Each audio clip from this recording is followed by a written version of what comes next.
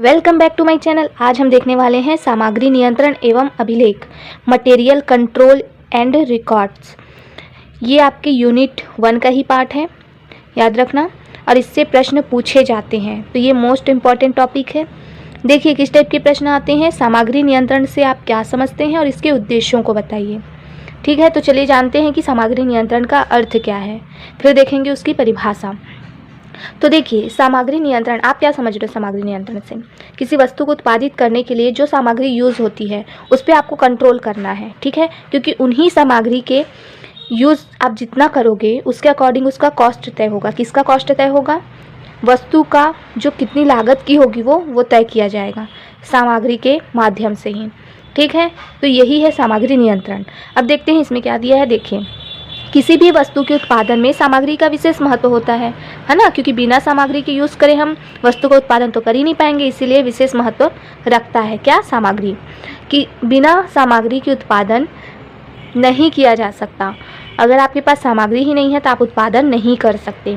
सामग्री वस्तु की कुल लागत पर एक महत्वपूर्ण प्रभाव डालती है। क्या करती है? कुल लागत पर, वस्तु की लागत कितनी होगी उस पर भी प्रभाव कौन डालती है? सामग्री ही डालती है। वस्तु की लागत को नियंत्रित करने हेतु ये आवश्यक है, अगर आप वस्तु की लागत को नियंत्रित करना चाहते हैं तो ये आवश्यक है कि सामग्री की उचित व्यवस्था की जाए, अन्यथा लागत में वृद्धि हो जाएगी। अगर आप सामग्री को व्यवस्थित नहीं कर रहे हो कि कितनी सामग्री यूज़ होगी, उसकी लागत कितनी आएगी, है ना, तो वस्तु की लागत भी बढ़ सकती है अगर सामग्री ज़्यादा यूज़ होगी तो इसीलिए हमको सामग्री की भी उचित व्यवस्था करनी होगी। सामग्री नियंत्रण के अंतर्गत सामग्री की आवश्यकता का निर्धारण क्या करते हैं? सामग्री नियंत्रण के अंतर्गत हम सामग्री की आवश्यकता का निर्धारण करते हैं कि हम वस्तु को उत्पादित करने के लिए कितनी सामग्री की आवश्यकता होगी, उसका निर्धारण करना है, उसका क्रय करना है, उसका संग्रह लेखा करना है कि कितना हमारे पास अभी सामग्री बची हुई है, एवं व्यवस्था शामिल है। मतलब सामग्री से रिलेटेड जितनी भी आप उसको कंट्रोल करने के लिए इस्तेमाल करोगे ना, वो सब इसमें शामिल होगी। सामग्री को नियंत्रण करना है तो उसका निर्धारण करना होगा, उसका क्रय करना होगा, उसको संग्रह करके रखना होगा। मतलब सामग्री की एक उचित व्यवस्था करनी होगी आपको, तभी आप क्या कर सकते? सामग्री का नियंत्रण कर पाओगे। ठीक है, यही है आपका सामग्री नियंत्रण। अब देखते हैं उसकी परिभाषा कई लोगों ने दी है, कई विद्वानों ने दी है। तो के गुप्ता ने क्या कहा है? तो के गुप्ता के अनुसार सामग्री नियंत्रण से तात्पर्य सामग्री के क्रय, भंडारण एवं प्रयोग से संबंधित व्यवस्थित नियंत्रण से है। देखो कितना अच्छा दिया है। सामग्री नियंत्रण से तात्पर्य क्या है? सामग्री को क्रय करना, है ना, खरीदना, उसके बाद उसको एक स्टोरेज करके रखना, भंडारण करना उसके बाद उसका प्रयोग करना। और कैसे प्रयोग करना? एक व्यवस्थित तरीके से। तो व्यवस्थित नियंत्रण इसके माध्यम से आप कर पाओगे।